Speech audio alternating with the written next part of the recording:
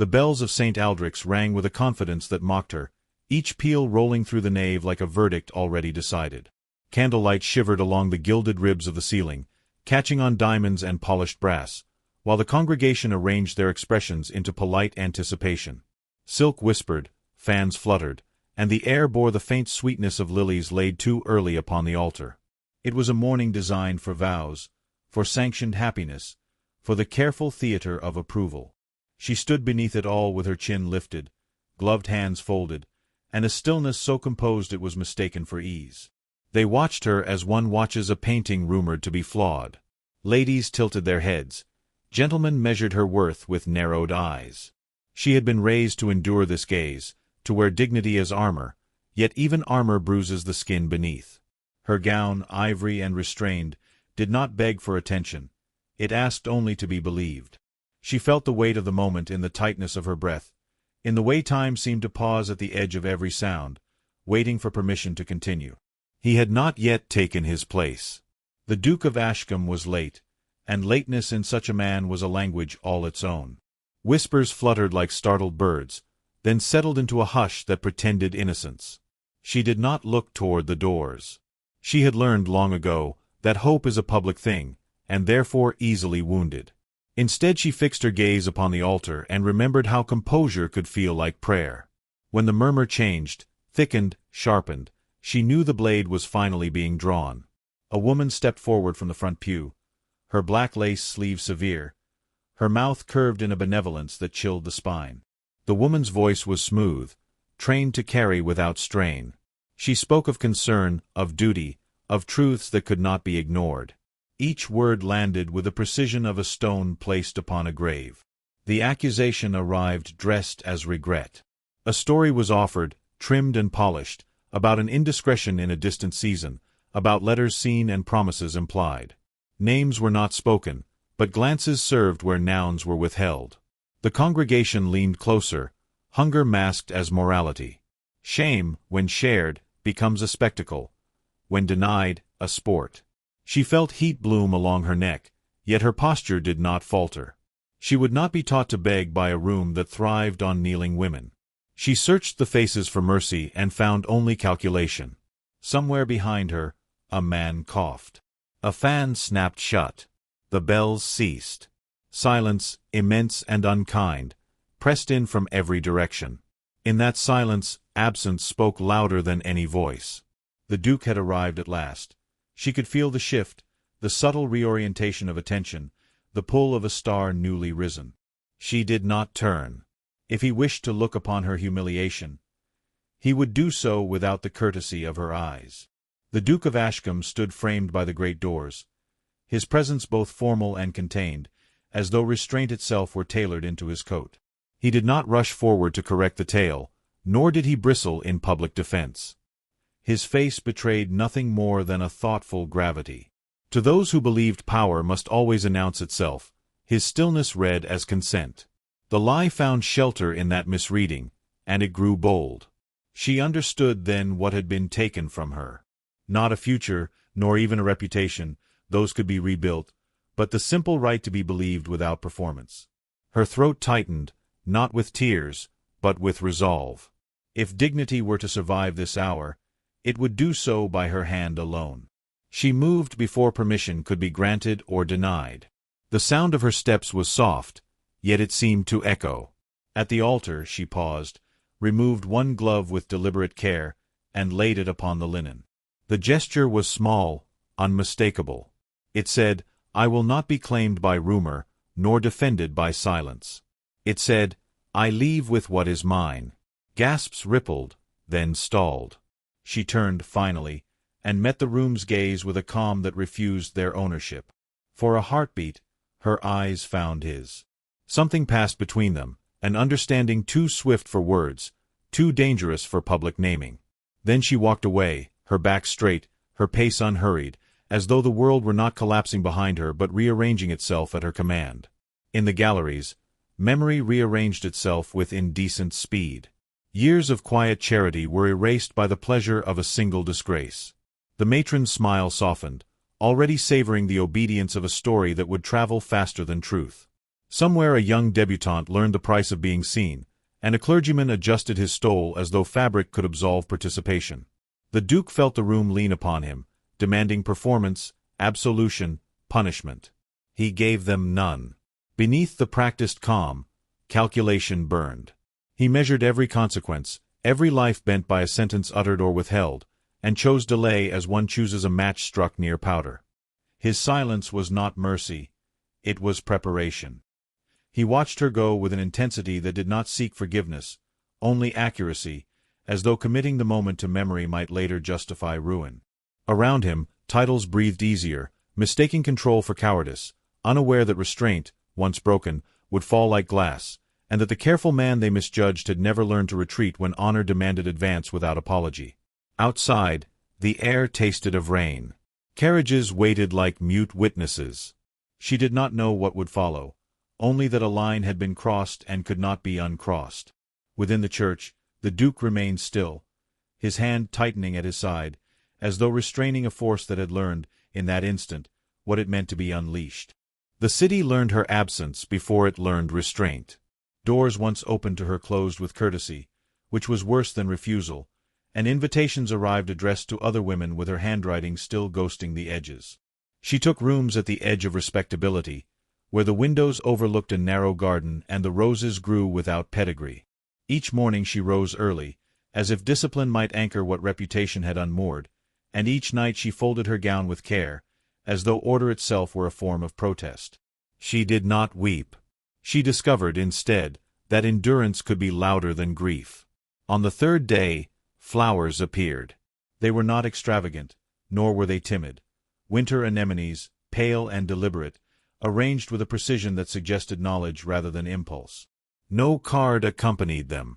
The florist, flustered, offered only that payment had been made in advance, for a week, with instructions not to speak of the sender. She dismissed the bouquet at first as an error, then as pity, then as a trap. Yet she kept them. Something in their restraint felt familiar. The city's appetite did not diminish.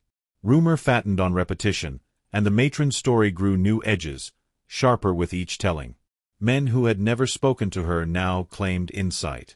Women who had borrowed her kindness practiced surprise at her fall. The Duke, meanwhile, moved through society like a shadow cast by a candle held too close. He declined dinners, returned calls unanswered, and stood apart at assemblies, his presence creating a perimeter no one dared cross. His silence, once misread as consent, now unsettled. It was not absence, it was watchfulness. On the fifth day, a carriage arrived at dusk, unmarked and immaculate, its driver silent as stone. It waited without signal, then departed at the first sign of refusal. She watched it go from behind the curtain, her heart unsettled by the precision of the offer. That night, she dreamed of thresholds she could not cross and hands extended but withdrawn before touch could betray intention. By the end of the week, debts she had not confessed were paid. A note from a modiste apologized for delays now resolved. A tailor sent fabric she had admired months ago, insisting it had been promised. Each kindness arrived without claim, accumulating like evidence. Gratitude warred with suspicion. Whoever moved these pieces knew her life too well. She suspected the Duke and refused the comfort of certainty, because certainty would demand response. The scandal, denied oxygen by his refusal to feed it, sought air elsewhere. A lord laughed too loudly at a club and was corrected by a glance he would not name. A pamphlet circulated and disappeared by morning. Property near her lodgings changed hands in a single afternoon, purchased at a price that startled even those accustomed to excess. The city noticed patterns when they were made by men powerful enough to bend streets.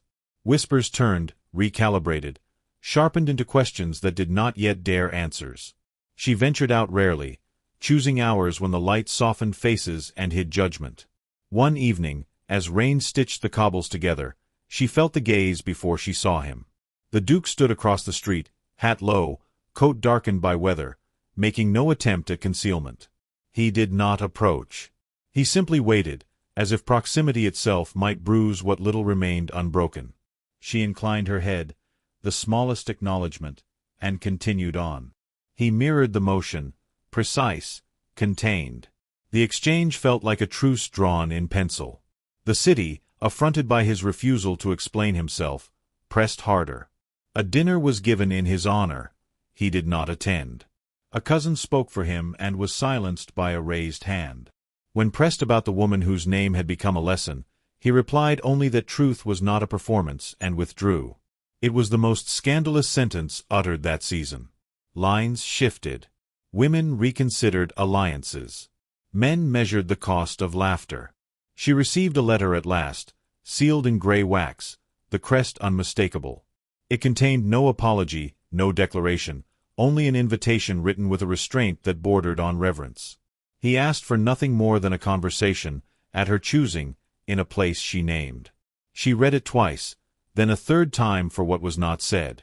The paper trembled once in her hands and stilled. That night, the anemones were replaced with hellebore, white as confession. She understood then that the gifts were not bribes but markers, laid carefully, allowing her the dignity of refusal at every step. The realization did not soften her. It complicated her resolve. Dignity, she had learned, must be guarded even from those who would protect it. When she sealed her reply, she did so without haste. She named a day, an hour, a room with windows and witnesses nearby. She would not be hidden. The messenger departed into a city already tilting toward a reckoning it did not yet recognize. Across town, the Duke read her answer and permitted himself one breath unmeasured. Around him, plans waited, patient and precise, like instruments laid upon velvet. He would not rush what must be exact. Outside, rain washed the streets clean of yesterday's lies, and in its steady fall, something long restrained began to move, carrying with it the promise that silence, once broken, would not be mended gently. Rain softened the city into a series of listening surfaces, each stone and sill absorbing secrets without judgment. The room she had chosen sat above a bookseller's shop, modest but deliberate, its windows tall enough to admit daylight and witnesses alike. A small fire breathed in the grate, not for warmth but for steadiness, its flame a reminder that things could be contained without being extinguished.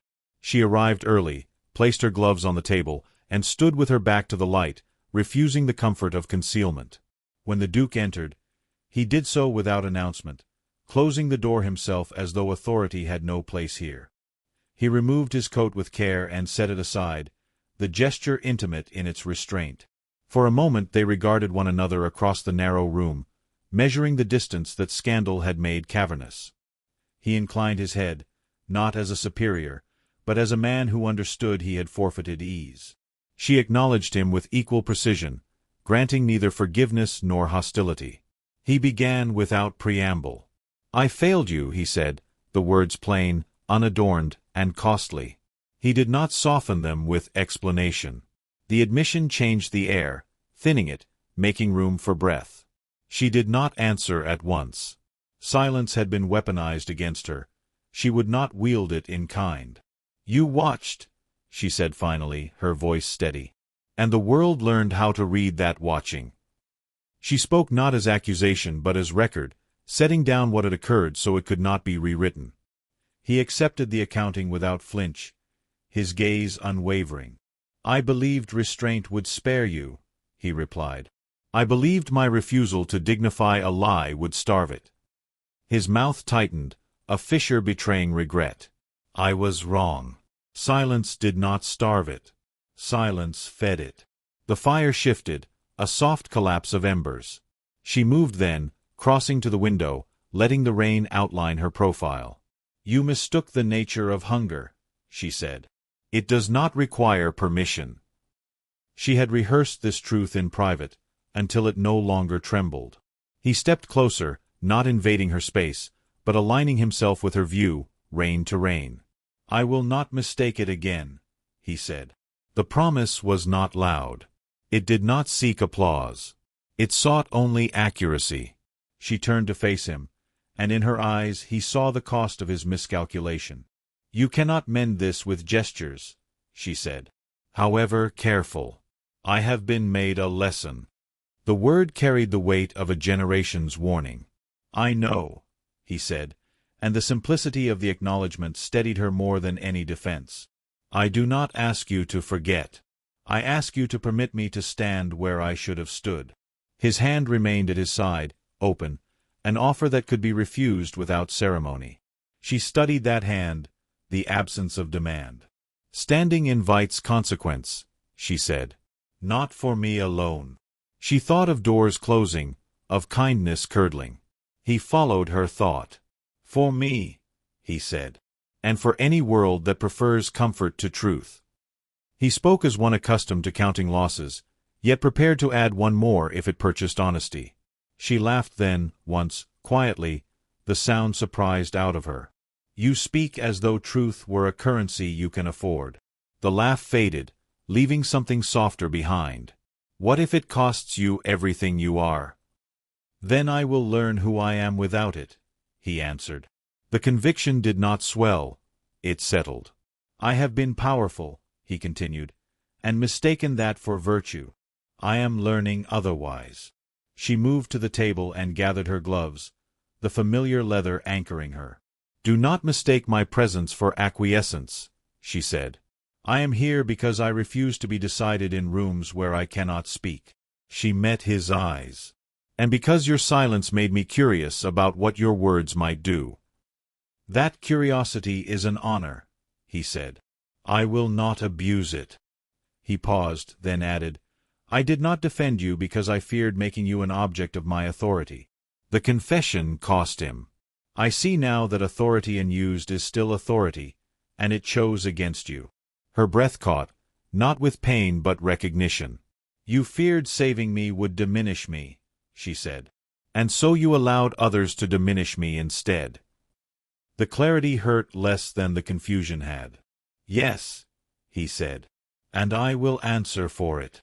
Outside, the rain slowed, each drop more distinct. She considered the shape of what might follow, scrutiny sharpened by defiance, the risk of standing beside a man the world watched for sport. If I return to your world, she said, it will test you again. She did not look away. When it does, will you be present or precise? He did not answer immediately. He stepped back, granting space, and bowed with a gravity that belonged to Vows. I will be present, he said at last, even when precision would spare me. The words were simple, and in their simplicity binding. She nodded, once, as though marking a ledger. The meeting had shifted something, not into certainty, but into possibility edged with danger. As he reached for his coat, she spoke again, quiet as rain. Then understand this, she said. I will not be claimed by your courage if it fails. He paused, hand stilled, and in that stillness the future held its breath. The hall chosen for the reckoning glittered with an excess that bordered on defiance, as though light itself could intimidate memory into obedience. Chandeliers poured fire over marble, over shoulders stiff with anticipation, over faces trained to receive spectacle as proof of order. Invitations had been coveted, not for pleasure but for position, and those who entered did so aware that something unnamed pressed against the evening, ready to declare itself. She arrived without announcement, dressed neither to plead nor to provoke, her bearing composed with the discipline of one who knows she will be measured regardless. Conversation thinned at her passage, then sharpened, curiosity slicing toward old conclusions. Some recognized her immediately and hid it, others pretended ignorance, a cruelty of its own. She felt the room shift, not away from her, but toward the axis she created by refusing to shrink. The Duke entered moments later, alone, his presence rearranging the geometry of attention. He wore restraint like armor, immaculate and severe, yet there was nothing defensive in his gaze. He crossed the floor with unhurried purpose and stopped beside her, not ahead, not behind. In that alignment, the room inhaled, recognizing a symmetry it could neither deny nor domesticate. The hostess, pale with anticipation, called for attention and announced a toast that trembled under its own vagueness. Glasses rose. The Duke did not lift his. When he spoke, it was without amplification, yet the words carried, precise and weighted. He named the lie as a lie, the harm as harm, and himself as complicit through silence. Each clause landed separately, dismantling the scaffolds of rumor. A murmur swelled, rebounded, and stalled against his calm. He continued, acknowledging the woman beside him without spectacle, stating plainly that she had been wronged and that wrong demanded remedy in daylight. He offered marriage not as rescue but as recognition, a public choosing that bound his fortune to her dignity. The audacity of humility stunned the room. She felt the gaze return to her, heavier now with expectation sharpened into demand. For a heartbeat she considered the ease of refusal, the clean dignity of solitude. Then she remembered the glove on the altar, the anemones without claim, the promise to be present. She met his eyes, measuring not his power but his posture, and found it steady. When she spoke, she did not perform gratitude.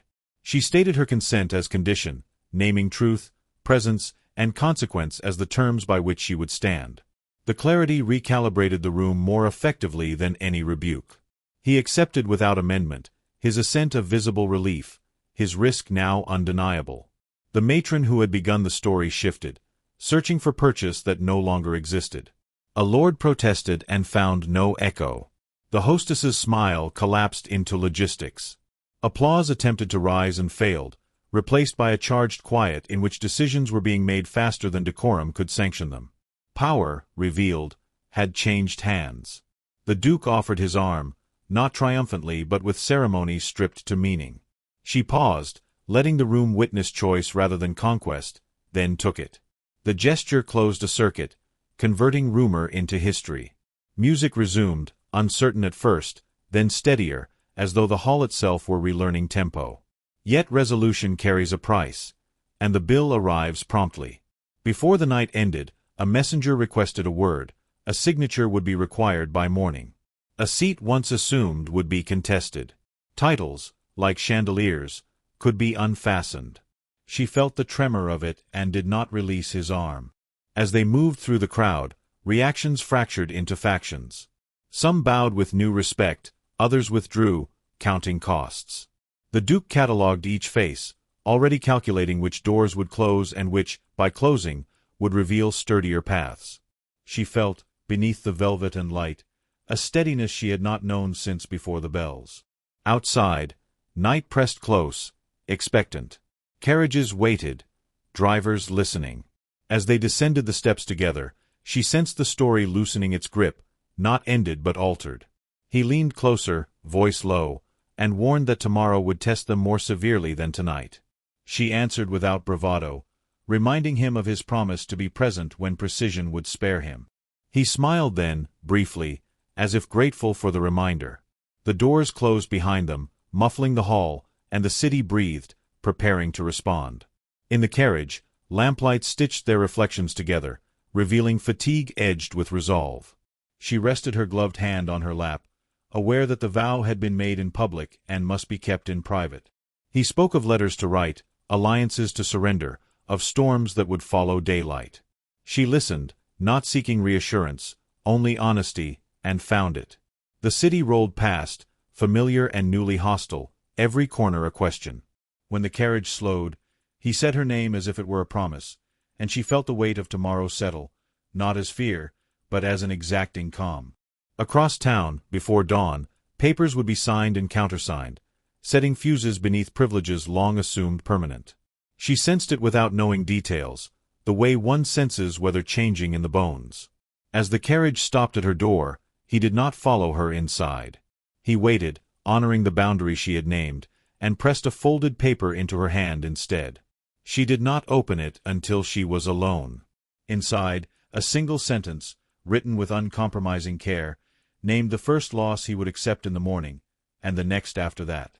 The list ended unfinished, as though inviting her to decide how much more the world would be asked to yield.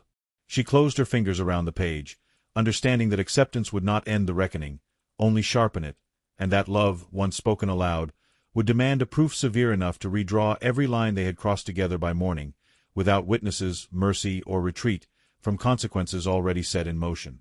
Morning arrived without ceremony, as though the city wished to deny responsibility for what it had set in motion. The Duke's losses were announced in the restrained language of notices and signatures, each phrase shaving away a privilege that had once seemed inseparable from his name. Committees convened, alliances cooled, invitations revised themselves mid-ink.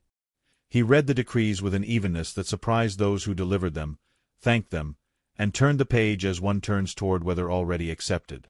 She learned of the first consequences before noon, not from him, but from the sudden politeness of a clerk who had once sneered. The world was recalibrating, uncertain how to treat a woman now openly chosen by a man who refused to bend. She felt no triumph, only a sober clarity. Love, she understood, had moved from declaration into labor, where intentions must survive repetition without applause. They met that evening in a smaller house beyond the fashionable crescents, a place with unremarkable stone and a garden shaped by patient hands. He had chosen it not as retreat but as beginning. When she crossed the threshold, he did not reach for her. He waited, allowing her to decide whether consequence felt like shelter. She stepped inside, and the door closed on a world still arguing. Life there was quieter, not easier. Letters arrived daily, some pleading, others threatening, many merely curious. He answered only those that required answer, declining to defend what had already been chosen. She tended the garden, learning the language of seasons, discovering that growth was neither hurried nor guaranteed. Together they learned the weight of mornings without servants, the grace of shared silence, the dignity of work done without witness. Society tested them as it tests all apostasies. A distant cousin offered reconciliation at a price. He refused. A former ally proposed a discreet separation. She declined. Each refusal clarified the shape of their bond, stripping it of romance until only commitment remained. At times doubt pressed close, whispering of comforts forfeited, of futures simplified by surrender. They met doubt with conversation, not conquest, and found it diminished by daylight. The city did not forget, but it adapted. Scandal requires novelty, and when denied it, turns elsewhere. New names replaced hers in the columns, though some glances lingered, measuring whether endurance would falter. It did not. Their life became legible as fact rather than provocation, and that ordinariness proved the most radical answer of all. On an autumn afternoon, rain tracing familiar paths along the glass, he placed before her the last document he had not yet signed. It would sever an inheritance that could not coexist with his choices. He said nothing, trusting her to read not only the words but the pause he offered. She studied the paper, then the man, and recognized the moment not as sacrifice but as authorship. In the months that followed, resistance took subtler forms, testing not their courage but their patience. Accounts were delayed, trades rerouted, courtesies withheld with smiles too careful to challenge. He learned which friendships had been transactions, which loyalties depended upon proximity to power. She learned the quiet authority of consistency, how to meet slights with steadiness until they lost their appetite. Together they built rituals that answered hostility with order, shared meals at fixed hours, letters written honestly and unanswered when cruelty disguised itself as concern. At night they spoke of fear without dressing it as strategy, allowing vulnerability its full voice before setting it aside. He discovered that leadership without audience required greater discipline, that justice practiced privately demanded more from him than decrees ever had. She discovered that love, stripped of rescue, could be a partnership of watchfulness, each guarding the other's dignity without eclipsing it. When setbacks arrived, as they did, they catalogued them without drama, deciding what could be changed and what must be endured. This method, unremarkable and exacting, became their answer to a world that preferred spectacle. Gradually, pressure eased, not from mercy, but from boredom, for perseverance is uninteresting to those who crave collapse. The city's attention wandered, leaving behind a quieter respect that did not announce itself. In that quiet, they found space to imagine a future neither rehabilitated nor triumphant, but workable. The knowledge steadied them more than applause could have done, and when night winds rattled the windows, they slept, not because danger had vanished, but because they had learned how to meet it together, awake, accountable, and unafraid of the unglamorous labor that lasting choice demands. Their days lengthened into seasons, seasons into years, each repetition confirming that the quiet path they chose remained deliberately, resiliently, and irrevocably their own despite lingering shadows everywhere. "Sign it," she said gently.